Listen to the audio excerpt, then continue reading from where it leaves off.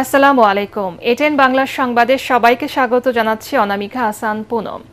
শুরুতে বিআরবি কেবল সংবাদ শিরোনাম। পদ্মা ব্যারেজের পাশাপাশি সরকার তিস্তা ব্যারেজ নির্মাণেরও উদ্যোগ নেবে প্রতিশ্রুতি প্রধানমন্ত্রীর।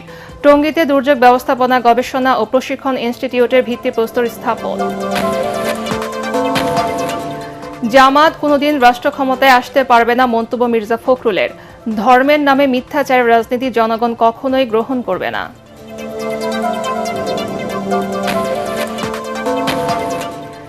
দেশের ঋণ খেলাপির সংখ্যা অনেক বেড়েছে জানালেন অর্থমন্ত্রী। আর্থিক রিপোর্টে স্বচ্ছতা নিশ্চিতে ব্যাংকিং খাত আরও শক্তিশালী হয়ে উঠবে বলে আশাবাদ। হামিদ টিকার ঘাটতি নিয়ে অন্তর্বর্তী সরকারকে অন্তত 5 থেকে 6 বার সতর্ক করা হয়। ঢাকার ইউনিসেফ প্রতিনিধির বিস্ফোরক তথ্য। হাম ও উপসর্গে আরও 6 জনের মৃত্যু। এবং দেশের মাটিতে পাকিস্তানকে হোয়াইট ওয়াশ করে ইতিহাস গড়ল টাইগাররা। 78 রানের রোমাঞ্চকর জয়। ম্যাচ সেরা লিটন, সিরিজ সেরা মুশফিক। শুনছিলেন বিআরবি কেবল সংবাদ শিরোনাম, এবারে বিস্তারিত। পদ্মা ব্যারেজের পাশাপাশি সরকার তিস্তা ব্যারেজ নির্মাণেরও উদ্যোগ নেবে বলে জানিয়েছেন প্রধানমন্ত্রী তারেক রহমান। তিনি বলেন, সস্তা অঙ্গীকার করে অনেকে জনপ্রিয় হতে চায়, তবে বিএনপি সরকার কাজ দিয়ে নিজেদের প্রমাণ করবে। গাজীপুরের টঙ্গীতে জাতীয় দুর্যোগ ব্যবস্থাপনা গবেষণা ও প্রশিক্ষণ ইনস্টিটিউটের ভিত্তিপ্রস্তর স্থাপন করে প্রধানমন্ত্রী এসব কথা বলেন। দুর্যোগ মোকাবেলা, ভূগর্ভস্থ পানির উপর চাপ কমাতে খাল খনন, বৃক্ষরোপণ সহ বিভিন্ন উদ্যোগ নিয়েছে সরকার বলেও জানান প্রধানমন্ত্রী। মনির হোসেন তপুর রিপোর্ট। দক্ষ জনবল তৈরির পাশাপাশি জলবায়ু পরিবর্তনের প্রভাবে সৃষ্ট বিভিন্ন দুর্যোগের বিষয়ে গবেষণা ও সমীক্ষা কার্যক্রম পরিচালনা করতে নির্মিত হচ্ছে জাতীয় দুর্যোগ ব্যবস্থাপনা গবেষণা ও প্রশিক্ষণ ইনস্টিটিউট। গাজীপুরের টঙ্গীর ধরপাড়ায় এর ভিত্তিপ্রস্তর স্থাপন করেন প্রধানমন্ত্রী তারেক রহমান। পরে সুধী সমাবেশে যোগ দিয়ে প্রধানমন্ত্রী তারেক রহমান বলেন, ভবিষ্যতের কথা মাথায় রেখে প্রকৃতিকে যতটা সম্ভব রক্ষা করেই যে কোনো প্রকল্প বাস্তবায়ন করতে হবে। সস্তা জনপ্রিয়তার জন্য অনেক কথা অনেকে বলতে পারে, তবে আপনাদের সকলের সামনে আজকে আমি পরিষ্কার একটি কথা বলে যাই, ইনশাল্লাহ এই বিএনপি সরকার পদ্মা ব্যারেজের কাজেও হাত দেবে, ইনশাল্লাহ তিস্তা ব্যারেজের কাজে হাত দেবে। যারা বিভিন্ন বড় বড় কথা বলছে তাদের দেশে পরিষ্কারভাবে বলতে চাই, এই যে আজকে এখানে দুর্যোগ মন্ত্রী বসে আছেন, এই লোকটার নেতৃত্বেই তিস্তায় বিএনপি কর্মসূচি পালন করেছে, যা বাংলাদেশে অন্য কোনো রাজনৈতিক দল করে নাই। তারা হয়তো বড় বড় কথা বলেছে, গরম গরম কথা বলেছে, কিন্তু কাজ যদি কেউ করে থাকে, ডেলিভারি যদি কেউ করে থাকে, পরিস্থিতি যদি কেউ তৈরি করে থাকে, সেটা বিএনপি করেছে। ইনশাল্লাহ বিএনপি সেটা করবে। পদ্মা ও তিস্তা অববাহিকার জীবন জীবিকার গুরুত্ব তুলে ধরে প্রধানমন্ত্রী বলেন, বর্ষার পানি ধরে রাখতে ব্যারেজ নির্মাণ করবে সরকার। আমরা একটি গরিব দেশ, এই গরিব দেশে আমাদের সম্পদ কম। আমরা যদি সম্পদকে রক্ষা করতে পারি, আমরা যদি আমাদের সম্পদকে সঠিকভাবে দেশ এবং মানুষের জন্য কাজে ব্যবহার করতে পারি, ধীরে ধীরে আমরা অন্য একটি উন্নত দেশের মতন গড়ে উঠতে পারবো। আমরা নিজেরা সচেতন হব, অন্যকে সচেতন করব, পরিবেশকে আমাদের রক্ষা করতে হবে। আমরা খাল খনন করি, আমরা বৃক্ষরোপণ করি, আমরা পানি নষ্ট আমরা কম করি, প্রকৃতি যেভাবে ঠিক থাকতে পারবে, প্রকৃতিকে যত কম ডিস্টার্ব করা যায়, আমরা সেই কাজটা ইনশাল্লাহ করব। 8.20 একর জমিতে নির্মিত হবে এই গবেষণা ইনস্টিটিউট। এ প্রকল্পে থাকছে 10 তলা বিশিষ্ট একাডেমিক ভবন এবং 6 তলা বিশিষ্ট হোস্টেল, খেলার মাঠ, ডরমেটরি সহ নানা আধুনিক সুযোগ সুবিধা। আমরা যদি লক্ষ্য করি যে আমরা বিভিন্ন উন্নয়ন প্রকল্প গ্রহণ করছি এবং আমাদের যে দীর্ঘ অর্জন, অর্থনৈতিক এবং সামাজিক অগ্রগতি, এটা যে কোনো মুহূর্তে দুর্যোগের ধাক্কায় এটা বিলীন হয়ে যেতে পারে। আমাদের এই জন্য যেটি প্রয়োজন সেটি হচ্ছে আমাদের পূর্ব প্রস্তুতি দরকার। আমরা আশা করছি আগামী 5 বছরে 7,000 কিলোমিটার খাল পুনর্খনন কাজে আমরা অংশ নিতে পারব। এর আগে প্রধানমন্ত্রী তারেক রহমান প্রকল্প এলাকায় একটি তাল গাছের চারা রোপণ করেন এবং পুকুরে মাছ ছাড়েন। এই প্রশিক্ষণ ইনস্টিটিউটটি বাস্তবায়িত হলে দুর্যোগ প্রবণ বাংলাদেশে যে কোনো ক্ষয়ক্ষতিতে তাৎক্ষণিক সেবা দিতে প্রশিক্ষিত জনবল তৈরি করা সম্ভব হবে। প্রধানমন্ত্রী তারেক রহমান বলেছেন, জলবায়ু পরিবর্তনের এই সময় পরিবেশের যাতে কোনো ধরনের ক্ষয়ক্ষতি না হয় সেদিকে সবাইকে সজাগ থাকতে হবে এবং একই সাথে তিনি নির্দেশ দিয়েছেন প্রকল্প বাস্তবায়নে গাছ যেন না কাটা হয়। মনির হোসেন তপু, এটিএন বাংলা, টঙ্গী, গাজীপুর। শৃঙ্খলা, পেশাদারিত্ব ও দেশপ্রেমের ব্রত নিয়ে আনসার ও গ্রাম প্রতিরক্ষা বাহিনী ভবিষ্যতে প্রযুক্তি নির্ভর মানবিক সামাজিক বাহিনী হিসেবে আত্মপ্রকাশ করবে বলে প্রত্যাশা ব্যক্ত করেছেন প্রধানমন্ত্রী তারেক রহমান। আনসার ও গ্রাম প্রতিরক্ষা বাহিনীর ৪৬তম জাতীয় সমাবেশে তিনি বলেন, শৃঙ্খলা ও চেইন অফ কমান্ড বজায় রেখে দায়িত্ব পালন করতে হবে। জনমনে আস্থার সংকট সৃষ্টি হয় এমন কিছু না করতে বাহিনীর সদস্যদের বিশেষভাবে সতর্ক থাকার নির্দেশ দেন প্রধানমন্ত্রী। কামরুজ্জামান রাজীবের রিপোর্ট। আনসার ও গ্রাম প্রতিরক্ষা বাহিনীর ৪৬তম সমাবেশ উপলক্ষে গাজীপুরের শফিপুরে বাহিনীর কুচকাওয়াজ অনুষ্ঠানে যোগ দেন প্রধানমন্ত্রী তারেক রহমান। শুরুতেই সরকার প্রধান মহান মুক্তিযুদ্ধে শহীদদের স্মৃতিসৌধে পুষ্পস্তবক অর্পণ করে শ্রদ্ধা নিবেদন করেন। পরে বাহিনীর মৌলিক প্রশিক্ষণ, কুচকাওয়াজ ও দৃষ্টিনন্দন মহড়া উপভোগ করেন প্রধানমন্ত্রী। আনসার ও গ্রাম প্রতিরক্ষা বাহিনীর জাতীয় সমাবেশে যোগ দিয়ে প্রধানমন্ত্রী বলেন, দেশের সংকটময় পরিস্থিতিতে এই বাহিনী বিশেষ ভূমিকা পালন করে আসছে। সুনির্দিষ্ট কর্মপরিকল্পনা গ্রহণের মাধ্যমে বাহিনীর কার্যক্রমকে আরও দক্ষ ও গতিশীল করে গড়ে তুলতে হবে। বিভিন্ন সময় দেশের বিভিন্ন পরিস্থিতিতেও আনসার ও গ্রাম প্রতিরক্ষা বাহিনী বিশেষ ভূমিকা পালন করে থাকে। ২০২৪ সালের ৫ই আগস্ট রক্তক্ষয়ী গণ অভ্যুত্থান পরবর্তী সংকটময় পরিস্থিতিতে এই বাহিনীও রেখেছে গুরুত্বপূর্ণ ভূমিকা।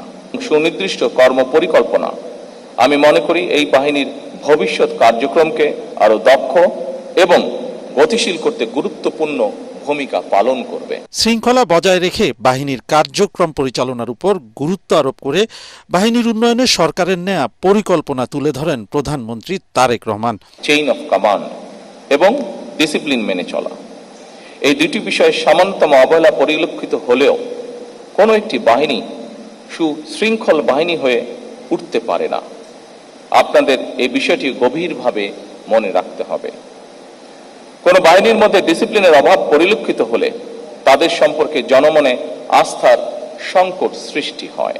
আনসার ও গ্রাম প্রতিরক্ষা বাহিনী সমন্বিতভাবে দেশের নিরাপত্তা ও তৃণমূলের আর্থ-সামাজিক উন্নয়নে গুরুত্বপূর্ণ ভূমিকা রাখছে উল্লেখ করে সরকার প্রধান বলেন, এ বাহিনীকে মানবিক ও দক্ষ বাহিনীতে পরিণত করা হবে। আপনাদের নিষ্ঠা, শৃঙ্খলা, পেশাদারিত্ব এবং গভীর দেশপ্রেমের মাধ্যমে বাংলাদেশ আনসার ও গ্রাম প্রতিরক্ষা বাহিনী ভবিষ্যতে প্রযুক্তি নির্ভর মানবিক সামাজিক বাহিনী হিসাবে ইনশাল্লাহ আত্মপ্রকাশ করবে। পরে একাডেমিতে বাহিনীর সদস্যদের তাঁত বুনন, মৃৎশিল্প, গবাদি পশুর খামার ও ভাষা প্রশিক্ষণ কেন্দ্র পরিদর্শন করেন প্রধানমন্ত্রী। বাহিনীর সদস্যদের উপস্থাপনায় মনোজ্ঞ সাংস্কৃতিক অনুষ্ঠানও উপভোগ করেন সরকার প্রধান। কামরুজ্জামান রাজীব, এটিএন বাংলা, ঢাকা।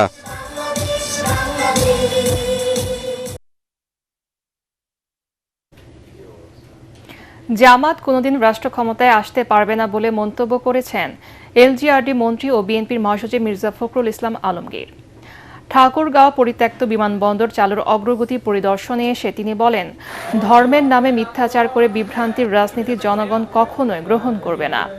মানুষের ভোট ও মর্যাদা পেতে হলে সত্য কথা বলতে হবে।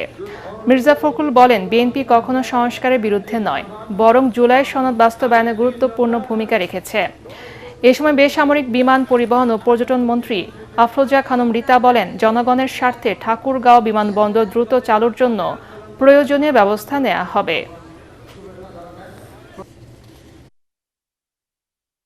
জনগণের ভালোবাসা পেতে হলে সত্য কথা বলে জনগণকে ভালোবেসে নিতে হবে। তখন ভীষণ ভাবে ঢাক ছিল ক্ষমতায় এসে গেছে, ঠিক না? নির্বাচনের আগে খুব ছিল না, এসে গেছে জামাত এসে গেছে, বুঝতে গেল না মানুষ ভোট দিছে কাতে কথা কেন ভাই? হ্যালো, আসলে জামাত আসবে? জবাবদিহিতাবিহীন নিরাপত্তা কখনোই বিশ্বের স্থিতিশীলতা আনতে পারে না বলে মন্তব্য করেছেন জাতীয় সংসদের স্পিকার হাফিজ উদ্দিন আহমদ। রাজধানীতে বাংলাদেশ ইউনিভার্সিটি অব প্রফেশনালসের সেন্টার ফর ফিউচার স্টাডিজ আয়োজিত 2 দিনব্যাপী সম্মেলনে এই মন্তব্য করেন। স্পিকার বলেন, পরিবর্তিত বিশ্ব ব্যবস্থায় নিরাপত্তার ধারণাও বদলেছে। তাই শুধু শক্তির উপর নির্ভর না করে জবাবদিহিতা নিশ্চিত করা এখন বড় চ্যালেঞ্জ। স্পিকার আরও বলেন, প্রযুক্তির দ্রুত বিস্তারের এই সময়ে নতুন নেতৃত্ব তৈরিতে বিনিয়োগ বাড়াতে হবে, যা ভবিষ্যৎ রাষ্ট্র গঠনে গুরুত্বপূর্ণ ভূমিকা রাখবে। As nations strengthen themselves, one principle must remain clear. Security without accountability cannot produce lasting stability. Stability becomes meaningful only when people trust the institutions built to protect them. Institutions become stronger, not simply through authority, but through fairness, legitimacy, and public confidence. বিগত সময়ে ভুয়া বিভ্রান্তিকর আর্থিক প্রতিবেদনের কারণে দেশে ঋণ খেলাপির পরিমাণ বেড়েছে বলে মন্তব্য করেছেন অর্থমন্ত্রী আমির খুসরো মাহমুদ চৌধুরী। তিনি বলেন, আর্থিক খাতে স্বচ্ছতা নিশ্চিত করা গেলে ব্যাংকিং খাত আরও শক্তিশালী হবে এবং অর্থনীতির প্রকৃত চিত্র উঠে আসবে। একই সঙ্গে খুব শিগগিরই দেশে উল্লেখযোগ্য বৈদেশিক বিনিয়োগ আসবে বলেও আশাবাদ জানান তিনি। বুধবার রাজধানীর একটি হোটেলে ফাইন্যান্সিয়াল রিপোর্টিং কাউন্সিল FRC আয়োজিত FAR সামিটে প্রধান অতিথির বক্তব্যে অর্থমন্ত্রী বলেন, দুর্বল আর্থিক প্রতিবেদনের কারণে ব্যাংকগুলো ভুল তথ্যের ভিত্তিতে ঋণ দেয়, অদক্ষ প্রতিষ্ঠান অর্থায়ন পায় এবং করের আওতা সংকুচিত হয়। তাই জাতীয় অর্থনীতির স্বার্থে আর্থিক প্রতিবেদন ব্যবস্থাকে আরও শক্তিশালী করার উপর গুরুত্ব আরোপ করেন তিনি।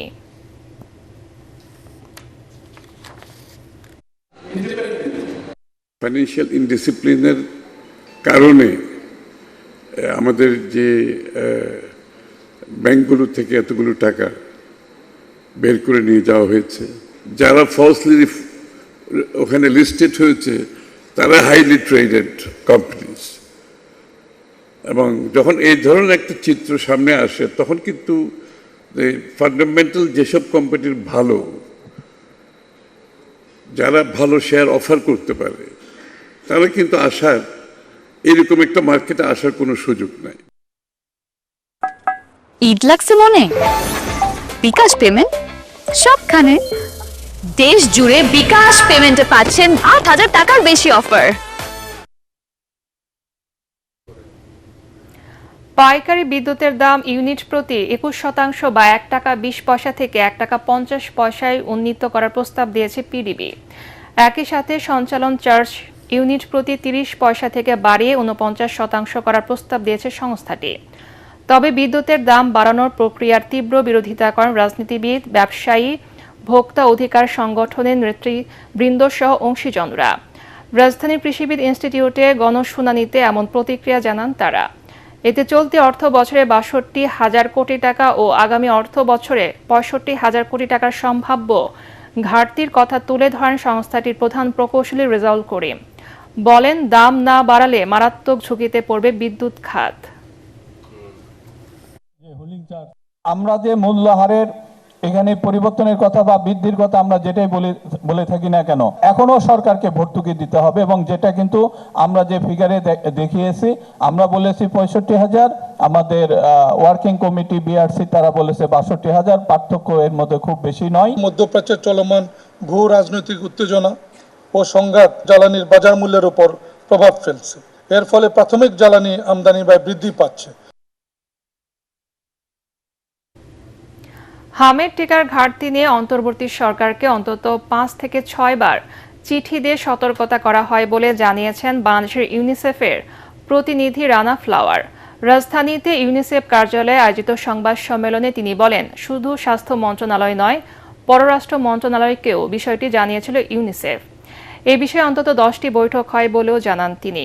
অর্থ সংকটের কারণে নয়, অন্তর্বর্তী সরকারের টিকা কেনা দীর্ঘসূত্রিতার কারণে হামের টিকার সংকট তৈরি হয় বলেও জানান ইউনিসেফের প্রতিনিধি। ইমদাদুল্লাহ বাবুর রিপোর্ট। বাংলাদেশে গত মার্চ থেকে হামে আক্রান্ত হয়েছে প্রায় ৬০,০০০ শিশু। এরই মধ্যে মৃত্যু হয়েছে ৫ শতাধিক কোমলমতির। হঠাৎ হামের সংক্রমণের কারণ নিয়ে পাল্টাপাল্টি মন্তব্য আর বক্তব্য চলছে বিভিন্ন মহলে। এমন বাস্তবতায় টিকা সরবরাহকারী সংস্থা জাতিসংঘের শিশু উন্নয়ন তহবিল ইউনিসেফের ঢাকা অফিস এই সংবাদ সম্মেলনের আয়োজন করে।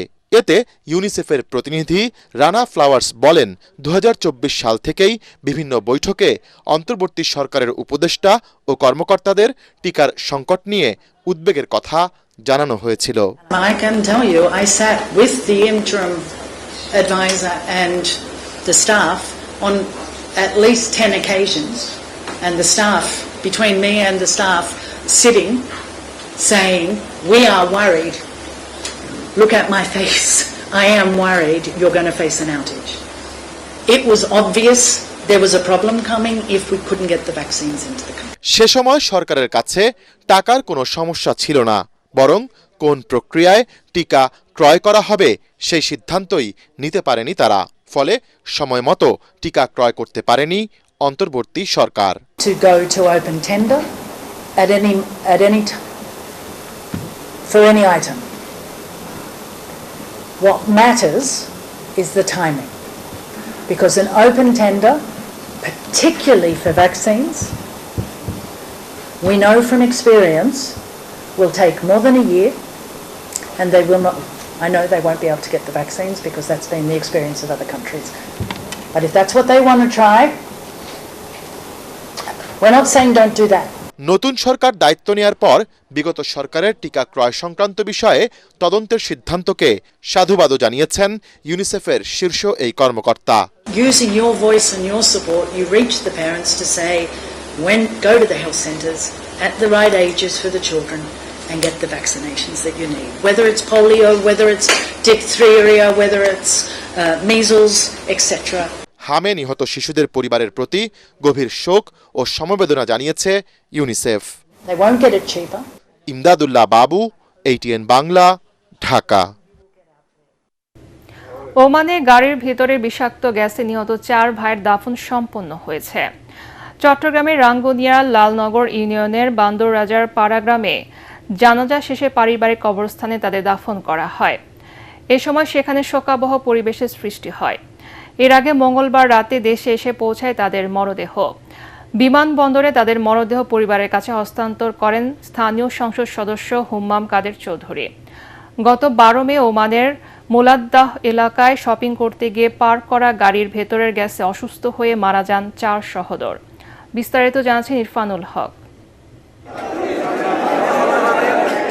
একসাথে প্রবাসে 4 ভাইয়ের মৃত্যু মেনে নিতে পারছেন না পরিবার ও স্বজনরা। তাদের লাশবাহী গাড়ি এলাকায় পৌঁছালে শোকাবহ পরিবেশের সৃষ্টি হয়।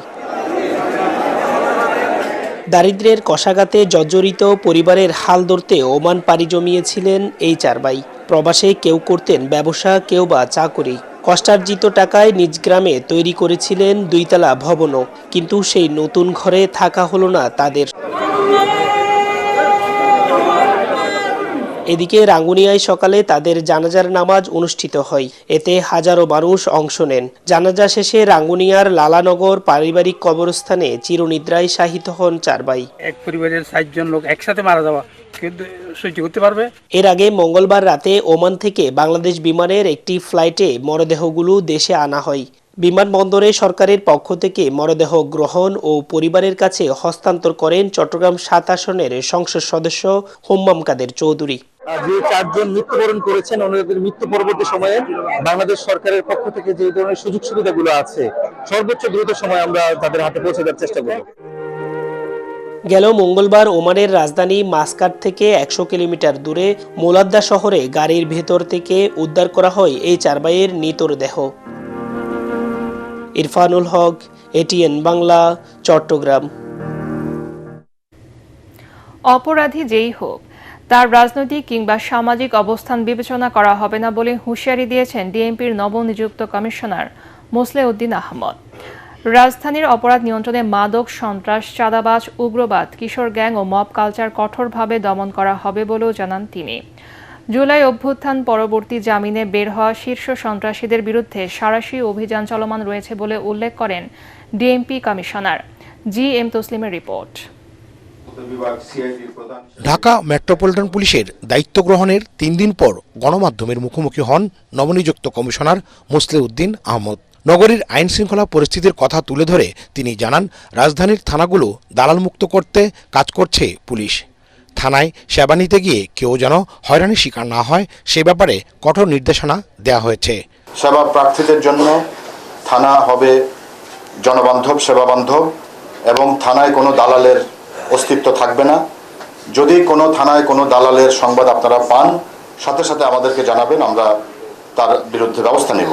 আইন শৃঙ্খলার উন্নয়ন ও জননিরাপত্তা নিশ্চিত করাই পুলিশের অন্যতম প্রধান চ্যালেঞ্জ বলে মনে করেন ডিএমপি কমিশনার। রাজনৈতিক পরিচয়ে কোনো অপরাধীকে ছাড় দেওয়া হবে না বলেও জানান ডিএমপি কমিশনার। একই সঙ্গে মব কালচারের বিষয়ে জিরো টলারেন্স নীতি গ্রহণ করা হবে বলেও জানান তিনি। আমি আপনাদেরকে দৃঢ়চিত্তে বলতে চাই যে মব কালচার হবে না ঢাকা শহরে, এবং যদি কেউ মব কালচার করার চেষ্টা করে সেই ক্ষেত্রে তাদের বিরুদ্ধে আমরা কঠোর আইনি ব্যবস্থা নেব। আর এই ক্ষেত্রে আমাদের কোনো দল বা মতের বিবেচনা করার সুযোগ নাই। জামিনে থাকা শীর্ষ সন্ত্রাসীরা অপরাধে জড়ালেই কঠোর ব্যবস্থা নেওয়ার নির্দেশ ডিএমপি কমিশনারের। দীর্ঘ 15-20 বছর ধরে কারাগারে যে শীর্ষ সন্ত্রাসী ছিল অনেকেই জামিনে মুক্ত হয়েছেন এবং অনেকে স্বাভাবিক জীবনে ফিরে আসার চেষ্টা করছেন এবং আবার অনেকে অপরাধ জগতে সক্রিয় হওয়ার চেষ্টা করছে। তো যারা অপরাধ জগতে সক্রিয় হওয়ার চেষ্টা করছে তাদেরকে আমরা অবশ্যই গ্রেফতার করব এবং তাদের বিরুদ্ধে আমাদের অভিযান অব্যাহত আছে। দায়িত্ব পালনে কোনো পুলিশ সদস্য অবহেলা করলে তার বিরুদ্ধে তাৎক্ষণিক ব্যবস্থা নেওয়া হবে বলেও হুঁশিয়ার করেন নবনিযুক্ত কমিশনার। GM তসলিম, ATN বাংলা, ঢাকা। ঢাকার 2 সিটি কর্পোরেশন এলাকায় কোরবানির পশুর হাট বসবে আগামী রোববার থেকে। স্থায়ী অস্থায়ী 26টি হাটে বেচাকেনা চলবে ঈদের দিন পর্যন্ত। এবার হাসিল নির্ধারণ করা হয়েছে শতকরা 5 টাকা। নির্ধারিত হাসিলের অতিরিক্ত টাকা দাবি করলে সংশ্লিষ্ট ইজারাদারের ইজারা বাতিলের হুঁশিয়ারি দিয়েছেন ঢাকা উত্তর সিটির প্রশাসক। কোরবানির 8 ঘণ্টার মধ্যে বর্জ্য অপসারণ করা হবে বলে জানিয়েছেন ঢাকা দক্ষিণ সিটি প্রশাসক। মিজান শাহজাহানের রিপোর্ট। ঢাকা উত্তর সিটি কর্পোরেশন এলাকায় গাবতলী ও দক্ষিণ সিটি কর্পোরেশন এলাকায় সারুলিয়া পশুর হাট সারা বছরই কম বেশি জমজমাট থাকে। এ দুটি স্থায়ী হাটের বাইরে কোরবানিকে সামনে রেখে আরও 2 ডজন অস্থায়ী হাটের অনুমোদন দিয়েছে ঢাকার 2 সিটি কর্পোরেশন।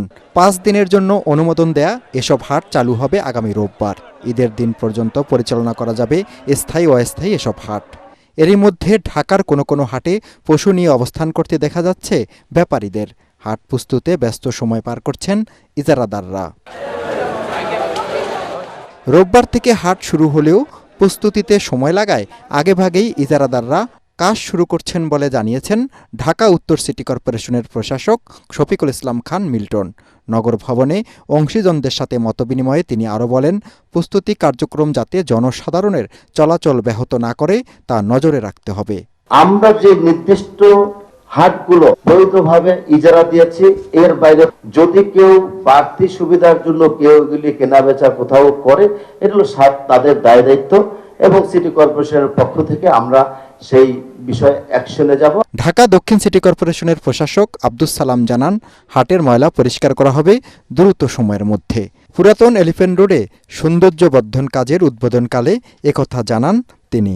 একদম ঈদের আগের দিন হাট শেষ হয়ে যাওয়ার রাত্রে থেকেই ক্লিনিং শুরু হয়ে যাবে এবং পরের দিন কোরবানি হওয়ার পরে 8 ঘন্টার মধ্যে ইনশাআল্লাহ ঢাকা মহানগরীকে আমরা পরিচ্ছন্ন করে দেব। এদিকে যানজট এড়াতে পশুবাহী ট্রাককে রাতে প্রবেশের নির্দেশনা দিয়েছে ঢাকার 2 সিটি কর্পোরেশন।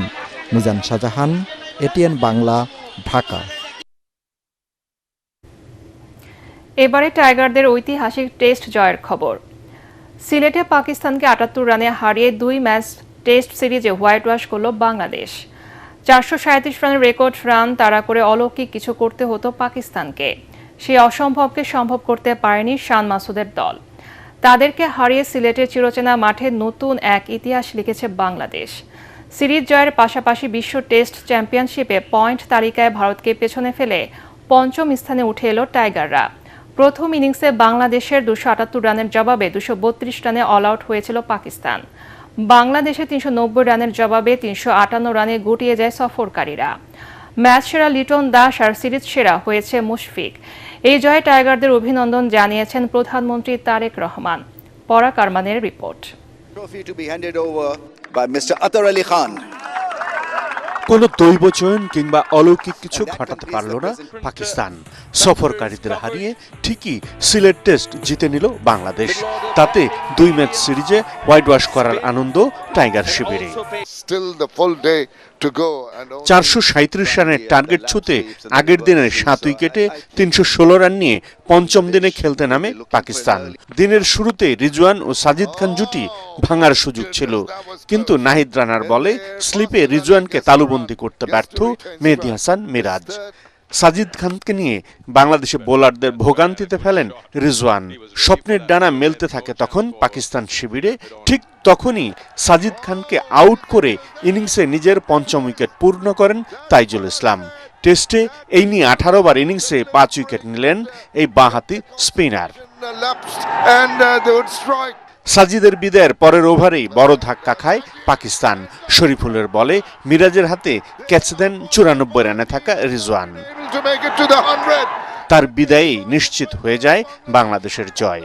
পাকিস্তানের কফিনে শেষ পেরেকটি ঠুকে দেন তাইজুল। সীমানার কাছাকাছি অভিষিক্ত তানজিদ হাসান তামিম ক্যাচটি লুফে নিতেই বাঁধ ভাঙা উল্লাসে মেতে ওঠে সিলেট স্টেডিয়াম। নিজেদের ক্রিকেট ইতিহাসে এবারই প্রথম ঘরের মাঠে পাকিস্তানের বিপক্ষে টেস্ট সিরিজ জিতল বাংলাদেশ। সেই সঙ্গে তাদেরকে টানা 4 টেস্টে পরাজিত করার নতুন রেকর্ডও গড়ল শান্ত লিটন মুশফিকরা।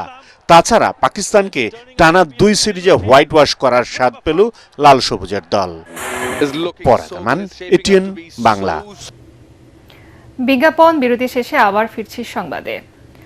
বর্তমান সরকারের আমলে কোনো জেলা উন্নয়ন বঞ্চিত থাকবে না বলে জানিয়েছেন স্থানীয় সরকার প্রতিমন্ত্রী মীর শাহে আলম। নবগঠিত বগুড়া সিটি কর্পোরেশনের প্রশাসকের দায়িত্ব পাওয়া জেলা বিএনপির সহ সভাপতি এম.আর. ইসলাম স্বাধীনকে নিয়ে শহীদ রাষ্ট্রপতি জিয়াউর রহমানের সমাধিতে শ্রদ্ধা নিবেদন শেষে তিনি একথা বলেন। প্রতিমন্ত্রী জানান, আওয়ামী লীগের আমলে নানাভাবে এই অঞ্চলকে উন্নয়ন বঞ্চিত করা হয়েছে। পিছিয়ে পড়া জনপদের উন্নয়নে সরকারের নানা পরিকল্পনা তুলে ধরে শাহে আলম বলেন, এরই অংশ হিসেবে বগুড়াকে দেশের 13তম সিটি কর্পোরেশন করা হয়েছে। স্থানীয় সংসদ সদস্যরা এ সময় উপস্থিত ছিলেন। মাননীয় প্রধানমন্ত্রী গোপালগঞ্জ জেলাকে আমাকে আলাদাভাবে দেখার জন্য দায়িত্ব দিয়েছেন। বাংলাদেশের কোন জেলা উন্নয়ন বঞ্চিত থাকবে না, এবং মাননীয় প্রধানমন্ত্রী স্বৈরাচারের দৃষ্টিতে দেশকে দেখেন না, উনি গণতান্ত্রিক দৃষ্টিতে দেখবেন এবং দেশের সুষম বন্টন, সুষম উন্নয়ন, ফ্যামিলি কার্ড, কৃষক কার্ড, খেলাধুলা, কর্মসংস্থান, শিক্ষা, ইমাম মসজিদদের বেতন, বৃক্ষরোপণ, খাল খনন সহ বিএনপির যত কর্মসূচি আছে 64 জেলায় এবং 20 কোটি মানুষের জন্য সমানভাবে হবে ইনশাল্লাহ। এবার অর্থ সংবাদ।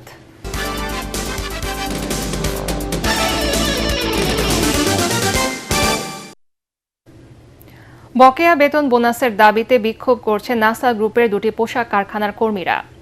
বুধবার রাজধানীর মহাখালী বাস টার্মিনালের কাছে নাসা গ্রুপের প্রধান কার্যালয়ের সামনে অবস্থান নেয় শ্রমিকরা। সকাল থেকে শুরু হওয়া এই বিক্ষোভে তারা জানান, গত 2-3 মাস ধরে বেতন ভাতা বন্ধ থাকায় প্রায় 800-র বেশি শ্রমিক কঠিন সময় পার করছে। সংসার চালানোই কঠিন হয়ে পড়েছে। এই অবস্থায় সমস্যার সমাধানে প্রধানমন্ত্রীর হস্তক্ষেপ কামনা করছেন তারা। দাবি পূরণ না হলে আরও কঠোর আন্দোলনের পাশাপাশি সচিবালয়ের সামনেও অবস্থান নেওয়ার হুঁশিয়ারি দেন শ্রমিকরা। প্রধানমন্ত্রীর হস্তক্ষেপ ছাড়া আমাদের এই নাসা গ্রুপের সমস্যা তারা সমাধান দিতে পারবে না। আমরা নাসা গ্রুপের শ্রমিকরা যারা আছি তারা জানি প্রধানমন্ত্রীর হস্তক্ষেপে আমাদের দাবি দাওয়াগুলো এবং বেতন পাওনা যত যা কিছু আছে সকল কিছু পরিশোধ কইরা ফ্যাক্টরি ক্লোজ করুক বা যা করুক সেটা তাদের হিসাব, কিন্তু আমাদের সকল বেতন ভাতা বোনাস সবগুলো পরিশোধ করা হোক। তারা আমাদের দাবি না মানে তাহলে আমরা এই আন্দোলন সচিবালয় পর্যন্ত পৌঁছাবো। আন্তর্জাতিক সংবাদ।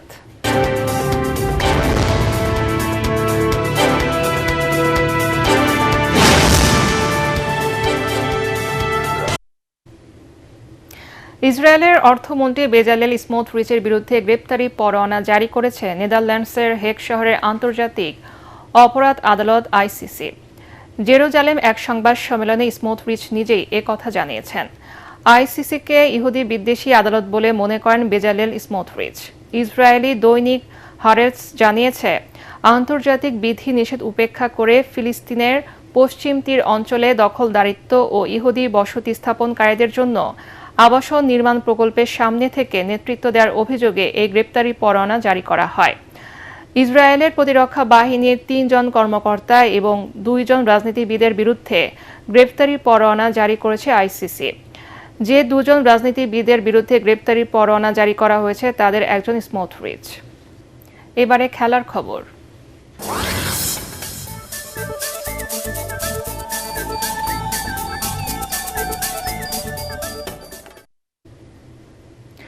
চোদ্দতম জাতীয় সার্ভিসেস কুস্তি প্রতিযোগিতার প্রথম দিনে বাংলাদেশ আনসার 7টি স্বর্ণ পদক জয় করেছে।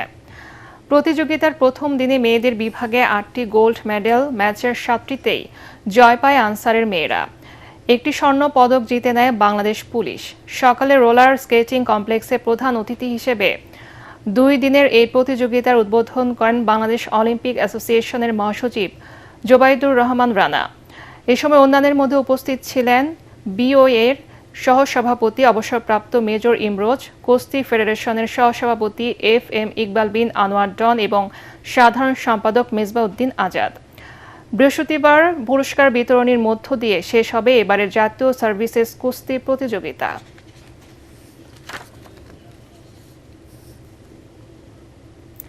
শেষ করার আগে বিআরবি কেবল সংবাদ শিরোনাম আরেকবার।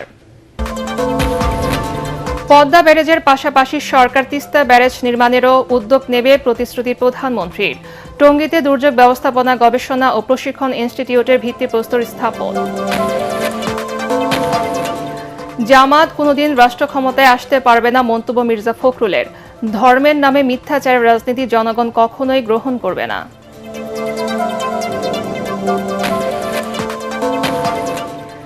দেশের ঋণ খেলাপির সংখ্যা অনেক বেড়েছে জানালেন অর্থমন্ত্রী। আর্থিক রিপোর্টে স্বচ্ছতা নিশ্চিতে ব্যাংকিং খাত আরও শক্তিশালী হয়ে উঠবে বলে আশাবাদ। হামের টিকার ঘাটতি নিয়ে অন্তর্বর্তী সরকারকে অন্তত 5 থেকে 6 বার সতর্ক করা হয়। ঢাকার ইউনিসেফ প্রতিনিধির বিস্ফোরক তথ্য। হাম ও উপসর্গে আরও 6 জনের মৃত্যু। এবং দেশের মাটিতে পাকিস্তানকে হোয়াইট ওয়াশ করে ইতিহাস গড়ল টাইগাররা। 78 রানের রোমাঞ্চকর জয়। ম্যাচ সেরা লিটন, সিরিজ সেরা মুশফিক। পরবর্তী সংবাদ দেখার আমন্ত্রণ জানিয়ে এখনকার মতো শেষ করছি। এটেন বাংলার সংবাদ ইউটিউবে দেখতে ব্রাউজ করুন, YouTube/ATN বাংলা নিউজ। ধন্যবাদ সবাইকে।